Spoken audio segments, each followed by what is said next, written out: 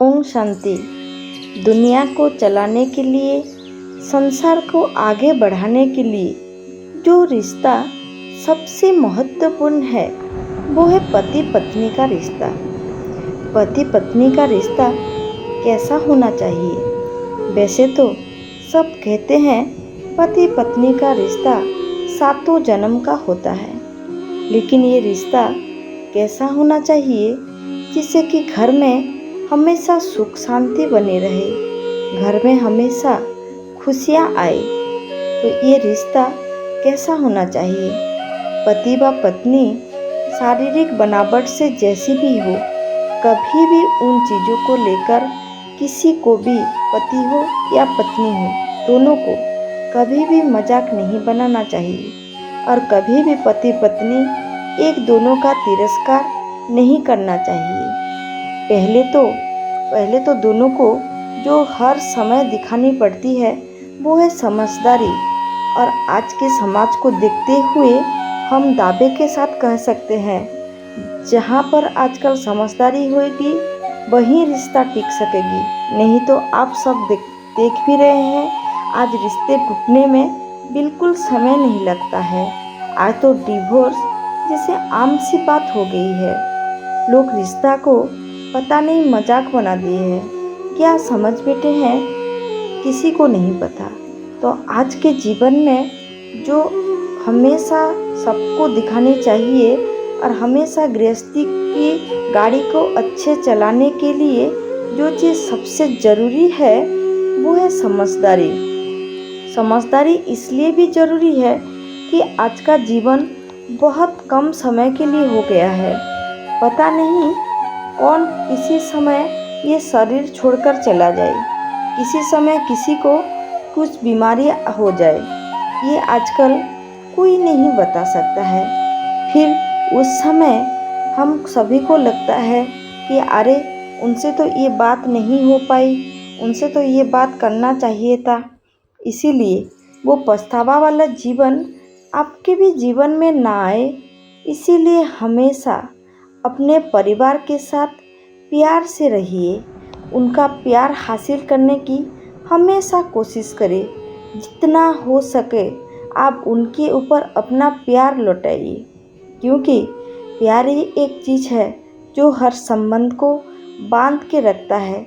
जितना हो सके अपने परिवार के साथ समय बिताइए।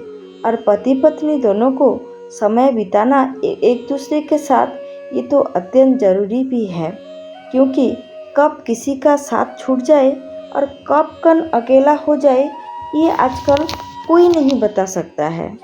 जितने समय के लिए आप एक दूसरे के साथ हो, उतने समय के लिए आप बहुत प्रेम से रहिए, बहुत अच्छे से रहिए।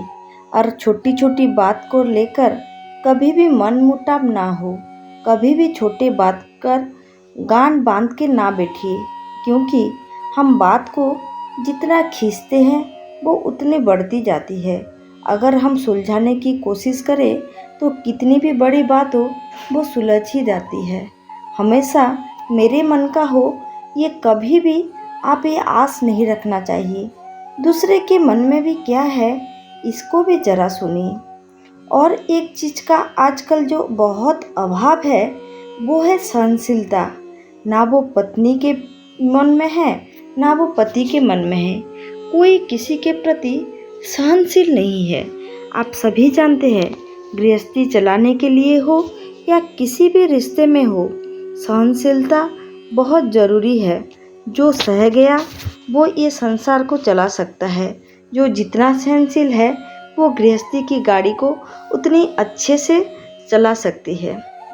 आप एक चीज़ महाभारत में भी सुने होंगे, श्री कृष्णा जी ने शिशुपाल की 100 गाली को बर्दाश्त की थी। क्यों? क्योंकि भगवान भी दुनिया को कुछ सिखाने के लिए आए थे, और वो हमेशा हमको कुछ ना कुछ सिखाते रहते हैं। लेकिन हम ही लोग हैं कि उनकी बातों से कुछ भी नहीं सीख पाए। वो शिशुपाल उनकी बुआ के बेटे थे और एक रिश्ता बचाने के लिए वो प्रतिबद्ध थे कि वो उनके 100 गाली भी बर्दाश्त करेंगे। जब वो भगवान होके शिशुपाल के 100 गाली के बर्दाश्त कर सकते हैं, क्यों? रिश्ते बचाने के लिए, संबंध अच्छे होने के लिए। तो आप लोग 10-20 गाली में क्यों ऐसे नाराज हो जाते हैं? कोई किसी को छोटा मोटा अगर कुछ बोल दिया, अगर थोड़ा सा कोई गुस्से में है, तो सामने वालों को चुप रहने में क्या दिक्कत है? मैं यह पति या पत्नी किसी एक के लिए नहीं बोल रही हूँ, ये दोनों के लिए लागू है। जिस समय जो व्यक्ति गुस्सा है, दूसरों को उस समय चुप रहना चाहिए। एक बार गुस्सा खत्म होने दीजिए, तभी आप कुछ बोलेंगे, तभी बात अच्छे से बन सकती है। गुस्से में बोली हुई बात का कोई मतलब नहीं रहता है।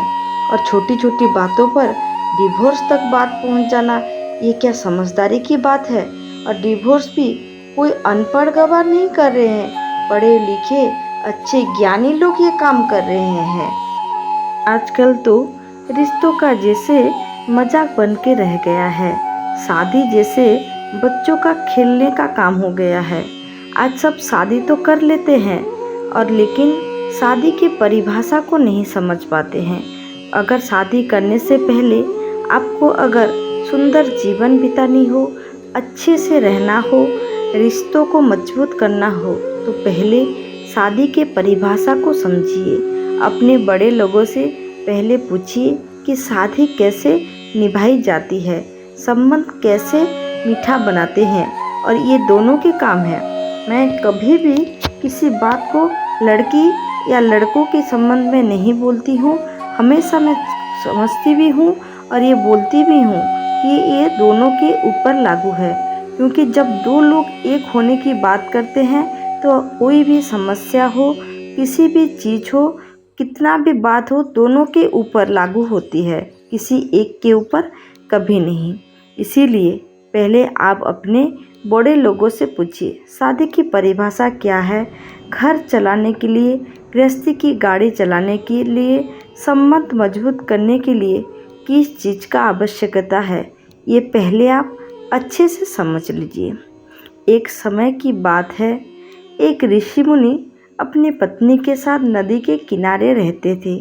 वहाँ एक युवक आई और उनसे प्रश्न किए कि ऋषि जी, मैं आपसे एक प्रश्न करना चाहती हूँ। ऋषि पूछे, बताओ क्या है? तो युवक उनसे पूछते हैं कि मुझे सुनने में आया है कि आपकी गृहस्थी की जीवन बहुत अच्छी चल रही है, कभी भी आपका और आपकी पत्नी के साथ लड़ाई कभी नहीं होती है। ऐसे कैसे हो सकता है गुरुजी कि कभी भी आपकी पत्नी के साथ लड़ाई ना हो या मनमुटाव ना हो? मैं भी शादी करने जा रहा हूँ, क्या आप मुझे कुछ बता सकते हैं?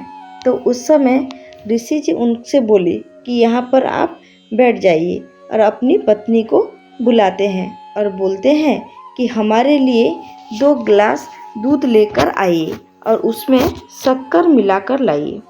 उनकी पत्नी अंदर चली जाती हैं। कुछ समय बाद 2 गिलास दूध लेकर आती हैं। गुरुजी उस दूध को खुशी खुशी पी जाते हैं, लेकिन वो युवक जब वो दूध पीने की कोशिश करते हैं, उनको पता चलता है कि इसमें शक्कर की जगह तो नमक है। फिर भी गुरुजी खुशी खुशी कैसे पी गए ऐसे खारा दूध को? वो गुरुजी से प्रश्न करते हैं कि ऋषि जी, आप ऐसे दूध कैसे पी गए? तो ऋषि जी उनसे बोलते हैं कि जिस दिन तुम इसी खारा दूध को भी शक्कर मान के पी पाओगे, उसी दिन ही तुम्हारी गृहस्थी की जीवन सफल हो सकती है। फिर कुछ समय बाद वो साधु महात्मा अपने पत्नी से कहते हैं कि एक लालटेन जलाकर लाओ, और उनकी पत्नी तुरंत एक लालटेन जलाकर ले आती हैं। लेकिन उस समय वो युवक दिखता है कि समय दिन के 1 बजे है, तो वो लालटेन कैसे जलाकर ले आए? उनसे कुछ प्रश्न क्यों नहीं किए? तो उसको लगा कि ये दोनों शायद पागल हो गए हैं, और वहाँ से वो उठ कर जाने लगा। तो वो साधु महात्मा पूछते हैं कि क्यों बेटा, क्या हुआ, क्यों यहाँ से तुम जाने लगे हो? तो वो बोलता है कि मैं तो गुरुजी मेरे प्रश्न लेकर आपके पास आया था कि मैं विवाह करूं या ना करूं, अगर करूं तो उसको कैसे ठीक से वो गृहस्थी चलेगी, ये प्रश्न के उत्तर जानने के लिए मैं तो आपके पास आया था। लेकिन मुझे लग रहा है कि आप दोनों पागल हो गए हैं। तो उसी समय साधु महात्मा उनसे बोलते हैं कि हम पागल नहीं हो गए हैं, हम आपकी ही प्रश्न के उत्तर दे रहे थे। पहले जब मैं उनको शक्कर मिलाने के लिए बोली थी, वो नमक मिलाकर ले आई थी। उस समय मैं उनकी मन की भावना को समझ पाया, क्योंकि घर में शायद शक्कर नहीं हो सकता है या उनसे कुछ भूल हो गया है। लेकिन अगर मैं चाहता तो उनसे बहुत कुछ बोल सकता था, लेकिन मैं चुप रहकर उनकी मन की भावना को जानने की कोशिश किया। और दूसरी बार जब मैं उनसे लालटेन जलाने के लिए बोला तो वो भी मुझसे गुस्सा हो सकती थी या कुछ बोल सकती थी, लेकिन उन्होंने मुझे समझने की कोशिश की। शायद कुछ ज़रूरी काम होगा या शायद उनको ना दिख रहा होगा या कुछ भी कारण हो सकती है, इसीलिए वो मुझे बोल रहे हैं। हम दोनों अपने दोनों के मन की भावना को समझने की कोशिश की। हमारे अंदर सहनशील के गुण है। किसी की भूल के ऊपर प्रश्न करने से पहले हम दूसरे की मन की भावना को जानने की कोशिश करते हैं। जब भी तुम्हारे मन में इतनी सहनशील भाव आ जाए, दूसरे की मन की भाव को पढ़ लेना तुम में आ जाए, तो तुम उसी समय ही शादी करना। अगर तुम उसी वक्त शादी करोगे तो तुम्हारे गृहस्थ जीवन बहुत अच्छे से चलेगी। ये है हमारी सफल गृहस्थ जीवन की राज। अगर आप भी चाहते हैं कि आपके भी गृहस्थ जीवन ऐसे अच्छे चले, तो आप सबको ये सभी गुण अपनाना पड़ेगा। सहनशील गुण अपनाना पड़ेगा, शांत गुण अपनाना पड़ेगा, एक दूसरे को सम्मान करे, कभी किसी के तिरस्कार ना करे और तीसरे लोगों के सामने कभी भी अपनी पत्नी या पति का बुराई ना करें। ये सभी चीज़ किसी को भी नहीं करना चाहिए।